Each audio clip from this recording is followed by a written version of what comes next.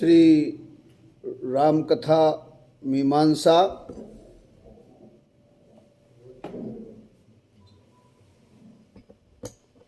श्री हनुमान सत्संग धाम ग्वालियर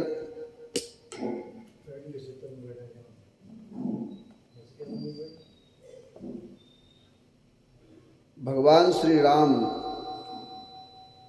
का विवाह और श्री राम जी का विवाह जगत जननी सीता जी के साथ तथा मांडवी जी का विवाह भरत जी के साथ हुआ। तो वहीं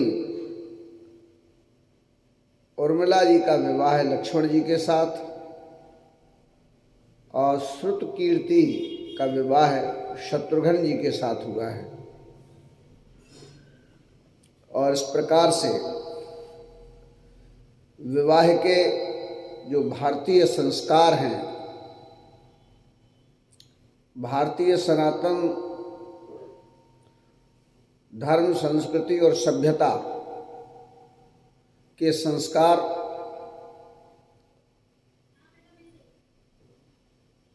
अगर एक से अनेकता की दिशा में स्वतंत्र व्यक्तित्व का विकास करते हैं तो अनेकता से एकता की ओर सामाजिक संगठन, धार्मिक संगठन, राष्ट्रीय संगठन और यहाँ तक कि संसार को समेटकर एक मानव परमात्मा के एकत्व में उसको विलीन करता है। इस प्रकार की भारतीय सभ्यता और संस्कृति है। उन्हीं संस्कारों के साथ विवाह पद्धति जो दोनों कुलाचार्य महाराज जनक जी के कुलगुरु कुलाचार्य सतानंद जी महाराज हैं, तो सूर्यवंश महाराज दशरथ के कुलाचार्य श्री वशिष्ठ जी हैं। उन्होंने विवाह कराया।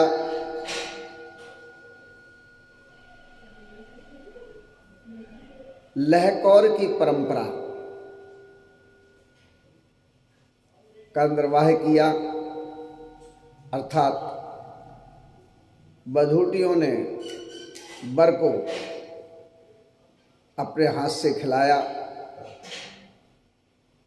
और वरों ने बधूटियों को अपने हाथ से खिलाया। ये रस्म, ये परंपरा आपसी स्नेह और प्रेम की दृष्टि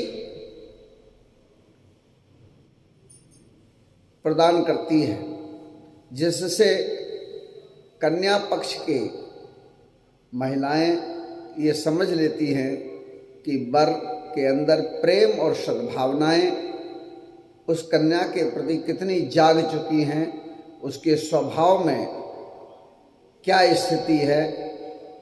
तो वहीं पर कन्या के द्वारा जब वर को खिलाया जाता है तो उससे कन्या की भी मनोदशा और भावनाओं का परिचय परस्पर हो जाता है। और इस प्रकार से उस रस्म को पूरा किया गया। और उसके बाद सहित बधूटन कुंवर सब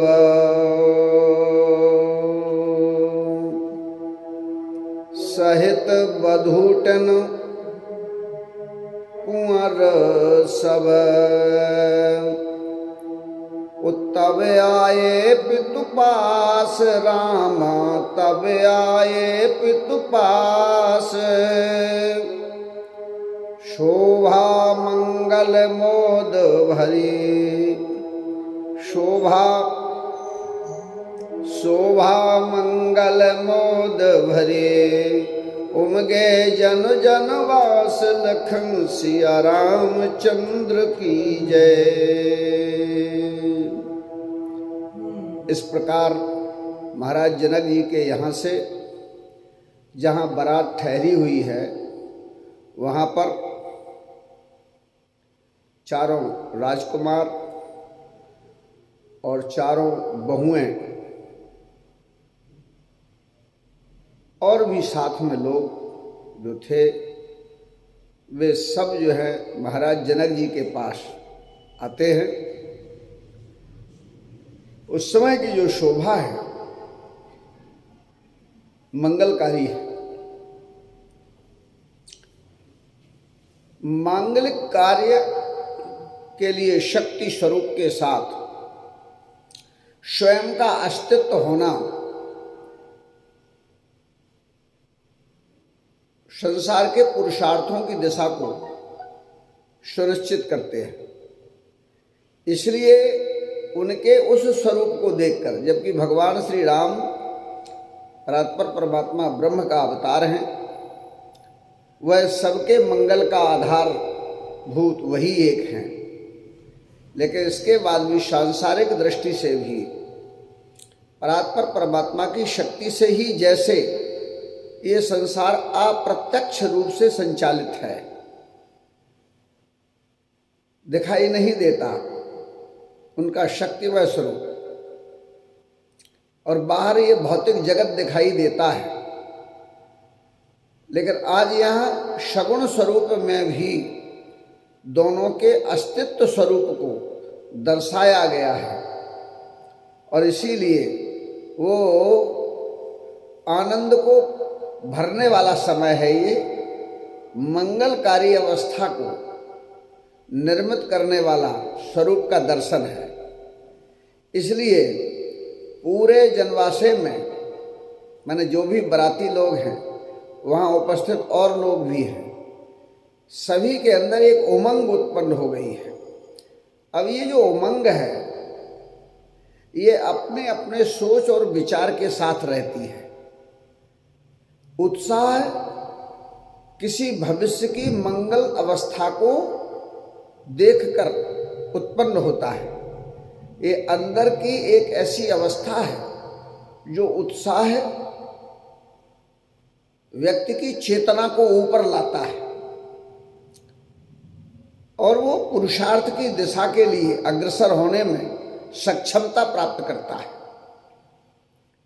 जैसे देवताओं के अंदर उत्साह इसलिए है कि भगवान ने अवतार लिया, अब भगवान की जो लीला है, भगवान का जो चरित्र है, अभी भगवान जो चरित्र कर रहे थे, ये महाराज मनु और शत्रुपा जी को जो वरदान दिया, जो दशरथ और कौशल्या के रूप में अवतरित हुए, उनके यहाँ पुत्र बनकर ब्रह्म स्वरूप ने सगुण साकार लेकर भगवान के उस चरित्र को पूरा किया है। अब यहाँ से शक्ति सहित भगवान का जो स्वरूप है ये और भी मंगलकारी है। तो मोद तो प्रसन्नता का महाराज दशरथ के साथ है, मंगल मोद भरी, और ये उमंगे जन जनवास, सबके अंदर का जो की उमंगता है उसका आधार सबका अलग अलग है। हमारे महाराज दशरथ के प्रजाजन हैं, वो सोचती है हमारे महाराज के कहाँ तो पुत्र ही नहीं था। आज धन्य है हम लोग, सौभाग्यशाली कि आज जो है अब हम सबको न केवल महाराज दशरथ के बाद की राज्य परंपरा का लाभ मिलेगा या मिला, बल्कि अब विवाह हो जाने के बाद संतान उत्पत्ति से हमें और आगे भी एक ऐसे वंश का राजा प्राप्त होगा जो आज तक जिस वंश ने समाज के लिए, राष्ट्र के लिए, धर्म के लिए अपने प्राण न्यौछावर कर दिए हैं, ऐसे वंश का वंशज स्वरूप आगे बढ़ेगा और उससे हमें सदैव ही एक उत्तम राज शासन मिलता रहेगा। श्रेष्ठ राज शासन की प्राप्ति होना मंगलकारी होती है। यदि राज शासक जो है वो खराब होता है तो प्रजा दुखी होती है, उसके अंदर का उत्साह निराशा में बदल जाता है। और अगर एक अच्छी अपेक्षाओं का स्वरूप दिखाई देता है तो आशान्वित भाव से ही उमंग बाहर आने लगती है। आशातीत भाव और आशातीत विचार भी व्यक्ति को श्रेष्ठ पुरुषार्थ, मंगल पुरुषार्थ की दिशा देते हैं। इसलिए यहाँ सबके अंदर पूरे जनवास में अलग अलग देवताओं के द्वारा अपना स्वभाव है कि हम दैत्यों से परेशान हैं। अब शक्ति युक्त जो ब्रह्मा जी ने पूरी कथा बता रखी थी सबको, देवताओं को मालूम था कि भगवान अब ने प्रतिज्ञा की है कि मैं ऋषियों और मुनियों के आश्रमों पर जाए जाए सुख दीन हम जाएंगे, और भगवान कैसे जाएंगे वह सुनिश्चितता भी देवताओं को ज्ञात है। इसलिए सबके जो सोच है भगवान के अवतार के पीछे, जो अलग अलग हेतु है भगवान का अवतरित होने का, वे चारों घाट के माध्यम से उस 4 प्रकार की जो सृष्टि क्रम है उन सबको ही अपनी अपनी अपेक्षाओं के साथ भगवान से आशातीत आशान्वित होकर अपने सुख और शांति की दिशा का विचार उनके अंदर उत्साह और उमंग पैदा कर रहा है। इसलिए इस तरह से कहा। और सांसारिक जीवन में विवाह संस्कार 16 संस्कारों में बहुत महत्वपूर्ण होता है, जिससे ब्रह्मा की सृष्टि में योगदान का एक उपांग बनता है। तो संसार के पालन की श्रेष्ठता में श्री हरि